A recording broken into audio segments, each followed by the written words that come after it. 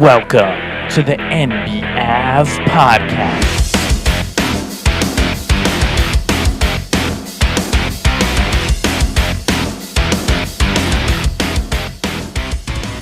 February 8th, the NBA trade deadline has come and it has gone. It's interesting to think about how to present all the information. There's so much information that flies by, and most NBA fans are sitting by the seat of their pants, checking Twitter constantly, on Hoops Hype, on all the other rumors, websites. Perhaps you're watching a live stream of somebody on YouTube who's trying to disseminate and digest all the information. But it's just so much. The question is how to give over, and that's what I'm going to try to do. I'm going to try to give over all of the relevant and important information in the easiest way for all the listeners to digest and come out of the trade deadline understanding what happened. This is a trade deadline where it seemed like a lot happened, but it was really only for half of the league. Half of the league made trades today, and half of the league, if not more than half of the league, actually didn't do anything. And when I say a team didn't do anything, I mean that many teams actually didn't make a single trade. And then there are a couple of teams who made a trade, but it was of such small consequence that it wouldn't be considered that they did anything in terms of helping their team this year or next year. So if they didn't do an impactful move that actually makes a difference for their team, then I would consider that as they did not do anything to improve their team. Trading a player who didn't play for cash considerations or for a distant second rounder, that's not considered improving your team. So let's try to break it down the best as we can. I'll start with talking about where we were yesterday. NBAV put out a podcast yesterday. We were discussing the players who should be traded by today, by February 8th. And of those players that we listed, we had 3 Chicago Bulls, none of whom were actually traded. The Bulls completely stood pat in a puzzling and very, very, very difficult, baffling, hard to understand day for Chicago. Then the Nets came in where they traded Royce O'Neal and Spencer Dinwiddie, but they kept Lonnie Walker and Nick Claxton. So the Nets traded some of the players, but they kept the younger players. They traded out O'Neal and Dinwiddie, who were expiring, but they kept Lonnie Walker and Nick Claxton, the younger guys who were expiring. Toronto kept all of their good players. They kept Gary Trent, Emmanuel Quickley. They also kept Garrett Temple, but they traded Otto Porter. Charlotte kept Miles Bridges. Washington kept Tyus Jones. The Pistons traded Alec Burks, Monty Morris, and Bogdanovich, but they held on to Gallo. And then you have the Utah Jazz trading Kelly Olynyk. You have Memphis trading Xavier Tillman, and the Blazers completely standing pat. That's a quick run-through of some of the players who we thought would be traded and who actually got traded. Now, if we go by the teams, at the very beginning of the day, you can clearly separate smart teams from teams who operate under a code of stupidity. You have a team like the Boston Celtics and a team like the Memphis Grizzlies. They start off the day, they make a nice, simple, concise trade, and you understand exactly where they're going. Boston acquires Xavier Tillman for 2 second-round picks. Xavier Tillman is the perfect fit on this Boston team. He rounds out their bench. He's dependable. He can play in playoff games. He has playoff experience. In some of the playoff games on Memphis, he actually had to do more than you would expect from him. Xavier Tillman, an amazing pickup for Boston to round out their championship-level roster. And they didn't have to give up anything to get him. They traded 2 second-round picks. When you're a team like Boston and you're gonna be at the top of the league, you're gonna make the conference finals or the finals, you don't really care about the draft. You definitely don't care about the second round of the draft, bringing Xavier Tillman in on the expiring contract, giving up nothing to get him, and now you're looking towards a championship. The next team is Toronto. Toronto traded Dennis Schroeder and Thaddeus Young in exchange for Spencer Dinwiddie. Dennis Schroeder at the beginning of the season was a disastrous signing for Toronto. Listening to what Bill Simmons thought, he loved the Schroeder signing, and he thought that Toronto was going to have a great year. I heard that, and I completely disagreed. I hated the Schroeder signing. Schroeder isn't anything. He never was, and he never will be. So Toronto, trading Schroeder, who was on a 2-year deal, bringing back Dinwiddie, who's only on a 1-year deal, that's a move in the right direction for Toronto. They got an expiring contract, and they got rid of Schroeder. They didn't do... The Raptors, clearly, you can disagree with what they did today, but we know the direction that they are looking to go. The Raptors are going in the direction of they think they still have something. They're keeping the foundation, and then they're hoping to add one big ticket player next year or the year after and do exactly what they did when they brought Kawhi Leonard in. They surrounded the team. They had all of the pieces around him. They made one move, getting rid of DeRozan, bringing in Kawhi Leonard, and they won a title. And they're going to try to do that again. They kept most of their players, even players who were expiring, which is a little silly. I don't know why they chose to keep expiring players, but they clearly are trying to compete even now. I can't say I fully understand it, but they don't want to be a bottom team, even though their record shows that they are a bottom team right now.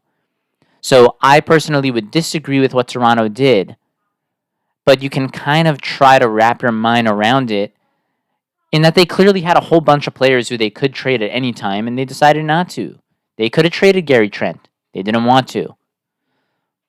They brought in Spencer Dinwiddie. They don't need to keep him on the team. What is he going to do for them? They have Pirtle. They have Scotty Barnes. They have a whole bunch of players who teams would love to have. They kept Bruce Brown. So it's hard to understand exactly what they're doing in terms of, I don't agree with them, but they clearly like the idea of being in the play-in right now. They never want to sink to the absolute bottom. They want their fans to come to games. They want to stay in it. And that's their mantra.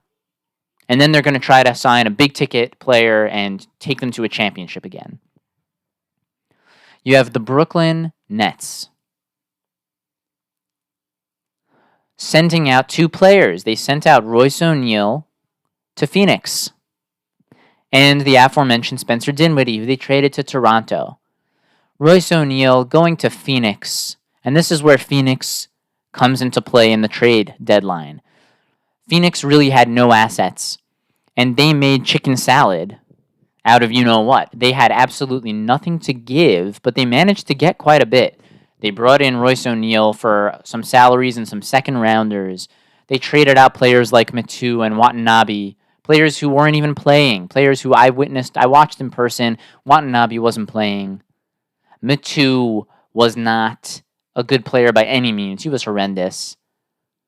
Couldn't give them the presence they needed inside. So Phoenix essentially traded nothing. They also traded Brandon Goodwin. They traded nothing.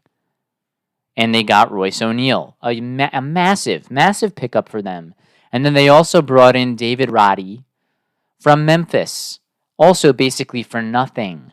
So they brought in Royce O'Neal and David Roddy. David Roddy is better than some of the players that Phoenix was putting on the court, and Royce O'Neal is certainly better than almost every bench guy that Phoenix has.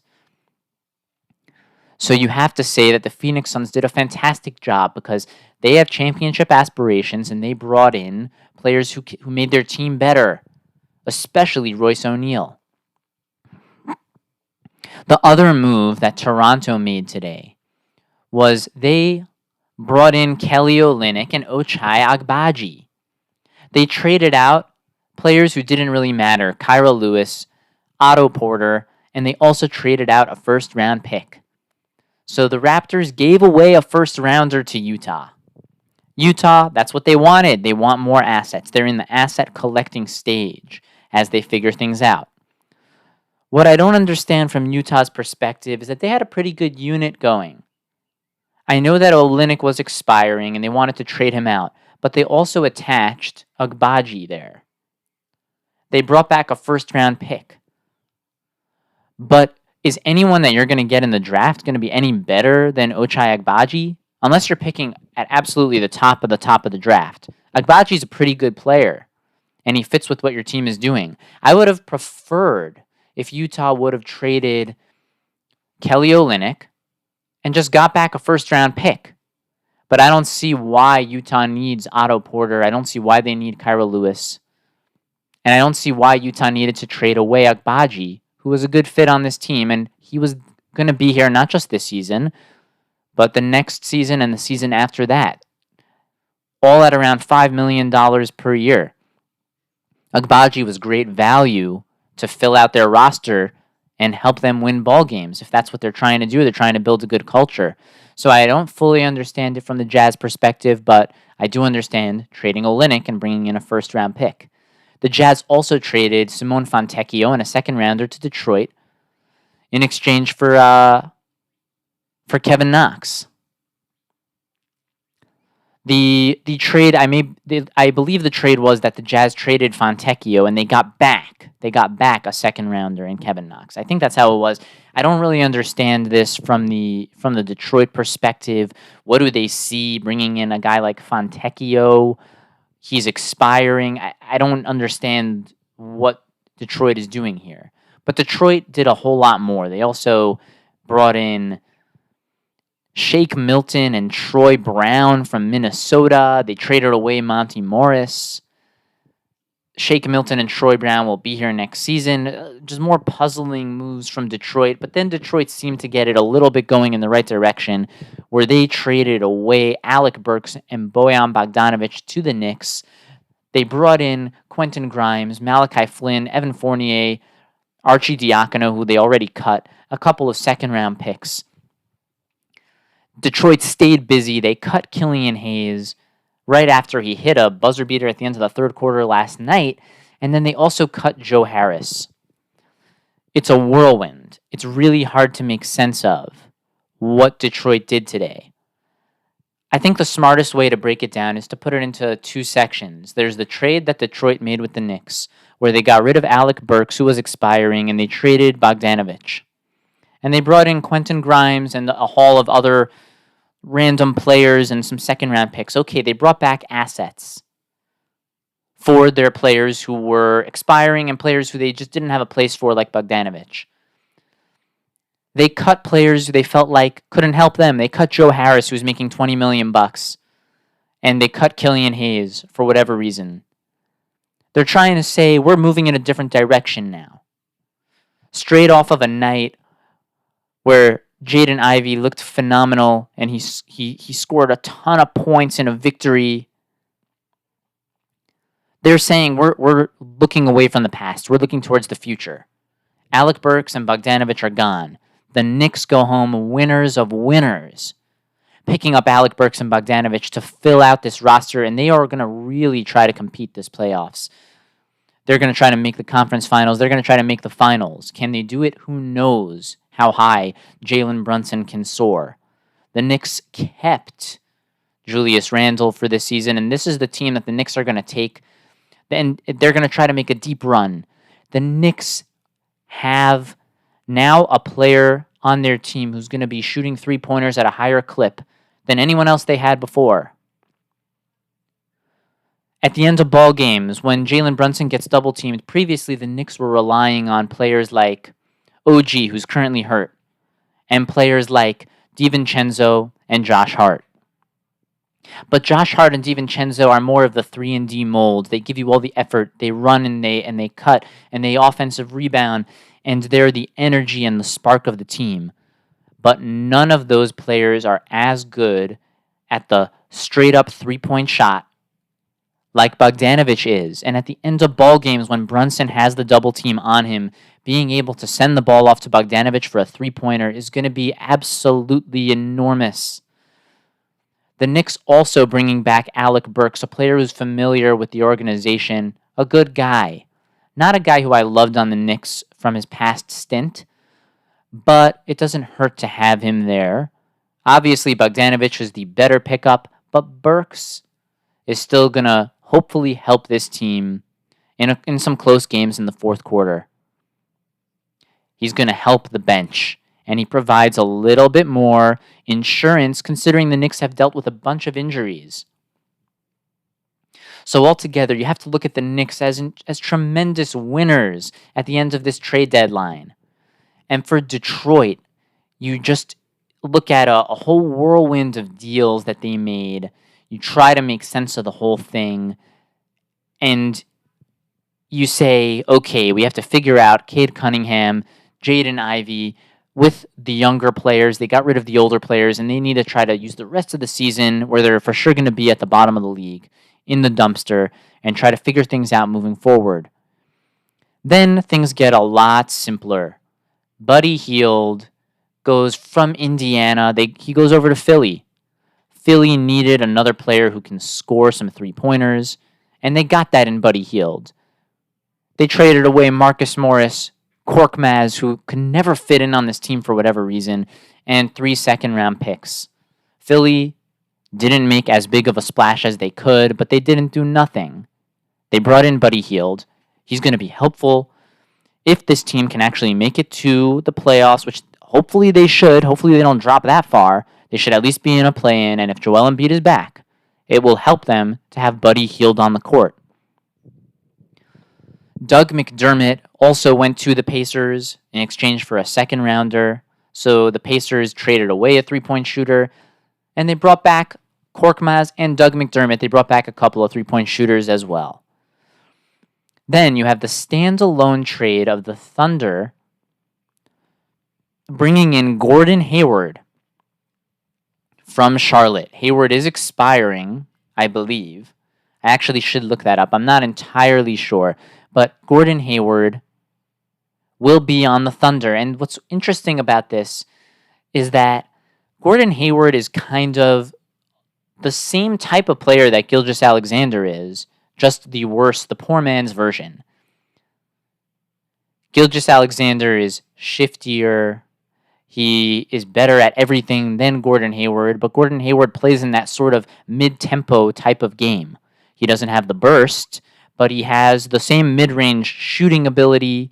So it's kind of interesting. I don't think that Gordon Hayward is going to be a massive help when playing at the same time as Gilgeous-Alexander, but I do think that Gordon Hayward will be a big help when Gilgeous-Alexander is on the bench. So did the Thunder make as big of a swing as we would have liked to see? Not really. But they sent out Tre Mann and Davis Bertans, so essentially nothing really. And they brought in Gordon Hayward, and I think he will help when Gilgeous-Alexander is on the bench. Then we have Dallas. Dallas did a couple of really interesting moves. They brought in Daniel Gafford, and they brought in P.J. Washington. Daniel Gafford is a player who played for Washington who gives you everything that Derek Lively was already giving you. But now he gives it to you again. So when Lively's out of the ballgame, you still have Gafford. And when Gafford's out of the ballgame, you still have Lively. So a really incredible move for Dallas, bringing in this Daniel Gafford player, a guy who rebounds the ball and is strong and can get lobs and get putbacks. And what's exciting about this trade is we get to see what does a player like Gafford do now that he's not going to be on a horrendous team. He's a player who looks like a good player, but could never show it. And now he'll get an opportunity to show that with Dallas, a good team. And Dallas kept that trend up when they also brought in P.J. Washington. Washington, another player coming from a team like Charlotte, where he looks like he's a good player, but we don't know for sure because he's on such a bad team. We just can't really understand what is this player. And we're going to get that opportunity now with him going to Dallas. Dallas, you didn't think they had much to trade, but for what they had, they certainly got a lot in return. Parting with Seth Curry, who struggles to stay on the court because of his defense, they parted with a first-round pick, which is inconsequential to them, considering their aspirations and where they would end up lying in the first round of the draft, and trading Grant Williams, who didn't fit in with the team. They upgraded. They brought in P.J. Washington and Daniel Gafford. So you have to be thrilled if you're a Dallas Mavericks fan. They took a swing, and they're trying to go for it. And whenever you have Luka Doncic on your team, you have something that nobody else in the league really has, unless you have one of these top few players, which is, does Dallas have the best team? No, but they have the ability to upset teams in the playoffs like they did, winning Game 7 in Phoenix, embarrassing Phoenix on their home floor, where Luka just dropped an absolutely insane game on them and blew them out by like 70 points. You can beat a team that's better than you in the playoffs when you have Luka Doncic. So every year that Luka's there, you need to make swings. You need to try and bring players in who can get you a better team, because Luka can rise above and he can take you further than you thought possible. So are your odds of winning an NBA championship slimmer than you'd like? Perhaps, but there is a slim chance that you can win one. Then we move on to the final team that made some moves today, which is Milwaukee. Milwaukee traded Cameron Payne, but they brought in a guard, Patrick Beverley, from Philadelphia. And this is a fantastic move for them, because what the Bucks struggled was defense. They have a player who is one of the best players in the league in Giannis, and he brings the intensity on offense, and he will try his best to bring it on defense as well. But now they have a guard who, if anyone could be more competitive than Giannis, it's Patrick Beverley. That guy is annoying. He's annoying on defense. As horribly competitive as Giannis can be, Beverley could be worse. Beverley and Giannis on this same team. Beverley is gonna bring the competitiveness. And all you had to do was trade Cameron Payne to get him. This is fantastic. This is exactly what the Milwaukee Bucks needed. They didn't just need offense, which Cameron Payne could provide a little bit of. They needed defense. They needed mentality. And they needed Patrick Beverley, and that's what they got. Phenomenal move from Milwaukee. So when I said at the beginning of this podcast that this was a day of teams making trades and also a day of teams not making trades, that's because you have more than half the league not doing anything. You have the Chicago Bulls holding on to everybody. The worst team of the day, Chicago. They didn't trade DeMar DeRozan. They didn't trade Andre Drummond. They didn't trade Patrick Williams. What are they thinking? If I was a Chicago Bulls fan, I would just want to pick up the owners by their shirt collars and pick up the GM by their shirt collars and shake them and just demand to know what's going on with the franchise. It's impossible to understand what the Chicago Bulls did today, standing pat, doing nothing. It's been years since they've made a trade. The last trade they made was Larry Markkinen going away from their team. Then you have the Cavaliers doing nothing. I wanted Garland to get traded, but it's understandable the Cavaliers didn't do anything considering how well they're doing. The Nuggets, the same thing. The Nuggets are above the trade deadline. They're in an exalted class. They don't need to be a part of this system. They're already there. The Timberwolves, basically standing pat. They made a minor trade with Detroit. Doesn't mean anything. You would hope that they would make a big swing and get rid of Karl Anthony Towns, but they did not, because ultimately they're still tied for first atop the Western Conference. Which takes us to another team that's in the same class as the Chicago Bulls. You have the Portland Trailblazers doing nothing, and it's impossible to understand why. Where do they see themselves going with this current team? Makes no sense. And then you have the Warriors, Golden State Warriors doing nothing except for getting rid of Corey Joseph for maybe a second rounder. The Warriors are hoping to bring back Chris Paul and bring some of their other guys back who have missed some time. And they just need to get it together and hopefully play in, maybe beat the play-in, and make a run, because that's the type of team that they have. They have championship experience in DNA, and they can make a run. Figure things out with Wiggins and Kuminga and get Chris Paul back. And that's what the Warriors are going to do. They were very clear. They were very upfront saying they didn't expect to make any trades. They weren't expecting to do much. And they were true to their word. You have the Clippers basically doing nothing because they're at the top of the Western Conference and they already have the championship team. You have the other team in LA. You have the Lakers. You would have liked to see them make a trade, but the players that they have right now in Russell and Hachimura, these are players who are volatile, but in the same way that they have the ability to sink the franchise in a playoff game, they also have the ability to raise the franchise higher than they should be able to. The Lakers don't have a championship roster right now, considering that LeBron isn't the player that he used to be. If LeBron was the same player, I would say they do have a championship roster, but the way LeBron is right now, I don't believe, with the struggles on defense and him needing the ball as much as he does, I don't believe they're a championship roster.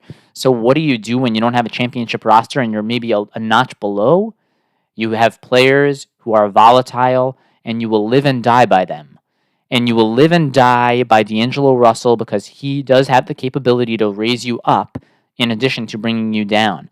And the Lakers, in a year where they don't have a team that really should be in the championship mix, that's what they're going to have to live and die by. So they didn't trade D'Angelo Russell. That's because probably there was no trade that they could have made to improve from D'Angelo Russell. And I can understand that. The Sacramento Kings also didn't do anything. And they're a team that's resting on their laurels a little bit too much. They made the playoffs last year. They gave it a good run against Golden State. And it seems like they're just a little bit too content to be a good story in Sacramento. But they really need to start improving. They need to show a little bit more urgency. And I mean from the players on the court, like De'Aaron Fox, and I mean from the ownership and from whoever has input in making trades and improving the roster. You also have the Atlanta Hawks. At the end of the day, the Hawks just couldn't find a trade for DeJounte Murray.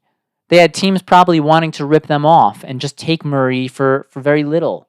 And ultimately, the Hawks are going to give it some more time. They're going to say, hey, let's just keep the team together right now because we don't really know. We haven't even had a full season with Murray on the team right now. Let's allow it to go a little bit further. Let's allow Quinn Snyder on his first season a little bit more time. And ultimately, they didn't make a trade, and that's okay. You have the Miami Heat. They already brought Rozier in before, so they didn't make any meaningful trades today. You have the Magic, who are still figuring things out. They didn't make any trades. The Rockets are in a transitional phase in their franchise. They didn't make any trades. You have the Pelicans. Maybe they should have made a trade, but they don't really know what their team is either. And then you have the Spurs. All they did was send out Doug McDermott, really nothing. And their team is just waiting to see what Wemby can become. And then you have the Hornets and you have the Wizards, two teams that sent players out. The Hornets sent out P.J. Washington. They sent out Gordon Hayward, but they didn't really bring anything impactful back. And they also didn't trade Miles Bridges, and they probably should have. And then you have the Wizards sending out Daniel Gafford, but they didn't send out Tyus Jones. And that's a big mistake because when these players are expiring and you get nothing back for them, that's a massive loss. That's a lost asset, and assets are super important in today's NBA. You need assets in order to improve your team. Coming up tonight, we have 2, 4, 6, 8, 9 games of hoops on a Thursday night. We have the Spurs going against the Magic. And by the way, this whole night of basketball is going to be weird because all the players in flux going from one destination to another are probably not going to be available in these games. So you're going to have a lot of shorthanded team in what could be a wild, interesting, wacky night of NBA action. The Spurs are going to go up against the Magic, and these two teams are the same, meaning they didn't do much today. So they don't have a bunch of players in flux. So what the teams that were before the trade deadline are basically the teams that still exist right now. So the Spurs are going to go into Orlando, and Orlando's going to win the game on their home court. The Warriors are going to take their team, and they're going to try to challenge the Indiana Pacers, but it's going to be real tough. Indiana's going to be real tough for the Warriors to win against tonight. The only piece that the Pacers really gave up was Buddy Hield. And they're committed on defense. Buddy Hield's not a big part of that defensive effort. So the Indiana Pacers, I think, have what it takes to beat the Warriors at home tonight. The Cavaliers are going to march into Brooklyn. Brooklyn has players going here, there, and everywhere, and Cleveland's going to take advantage of that and stay hot and beat the Brooklyn Nets in Brooklyn tonight. The Mavericks are going to have to wait for some of their players to come in, and it's going to be a tough spot while they're facing off against the New York Knicks. The Knicks are also waiting for players to come in, and the Knicks are shorthanded, but they've been shorthanded for a while. They've been missing a lot of players, and they've still managed to win their games. So this is just going to be a battle of, can Luka Doncic and Tim Hardaway Jr., can they catch fire one more time and beat the Knicks, or will the Knicks and their committed team unit be able to continue their hot ways atop the Eastern Conference, currently sitting in the 3rd seed? This is a really great matchup, Mavericks versus Knicks. You have the Timberwolves going against the Milwaukee Bucks. The Bucks a little bit shorthanded until they get Patrick Beverley over to their team. This should be a good one, but I think that the Bucks are going to win it. I think Minnesota is going to be traveling there. I think that Milwaukee, if they bring it, which they should, because the Timberwolves have one of the best records in the league, I think that's a recipe for Milwaukee to really bring it. And the trade deadline is saying we are entering another phase of the season, and this should bring a greater sense of urgency for Milwaukee. I think Milwaukee's going to win this one in Milwaukee tonight against Minnesota. You have the Chicago Bulls, the puzzling franchise. They're going to face off against the Grizzlies. I don't know what's going to happen. The Grizzlies, they traded out some players. They got worse. But they have players who want this. They're G League players who came up and are playing right now. They want to win. And the Bulls, I don't know what the Bulls want. I don't know what the Bulls are doing. I don't know where the Bulls are going outside of Kobe White. So a puzzling game. I'm very unsure what's going to happen. I guess give advantage Bulls. Then you have the Utah Jazz going to the Phoenix Suns. Utah sent out a couple of guys. They lost Olynyk. They lost Fontecchio. They lost Agbaji. And they are most likely going to lose tonight to the Phoenix Suns at home in Phoenix, where Phoenix is very tough to play. You have the Pistons going against the Trailblazers in a game that will just inspire you to turn off the television. Then you have the Nuggets at the top of the Western Conference going against the Lakers, who are at the bottom of the playoff race right now in the West. Lakers have got to try to continue to win some ball games, and it's going to be tough to do tonight against the Nuggets, but neither of these teams have any players going anywhere, so two teams operating at full strength. I guess you would say advantage to the Denver Nuggets. They're the better team, but the Lakers, LeBron can tap into his ability on any given night and make it a good game. Let's see what happens. Let's see if D'Angelo Russell and Austin Reeves can play well, along with Anthony Davis. Let's see if Rui Hachimura has a good night, and let's see if the Lakers can bring it to Denver on their home court in Los Angeles tonight. Let's see what happens. A very interesting trade deadline.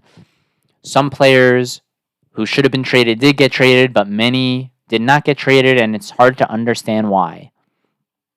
There are some teams who didn't make trades, and it's completely understandable because they're above needing to make trades, and then there are some teams who we just have to continue scratching our head, like the Chicago Bulls and like the Portland Trailblazers.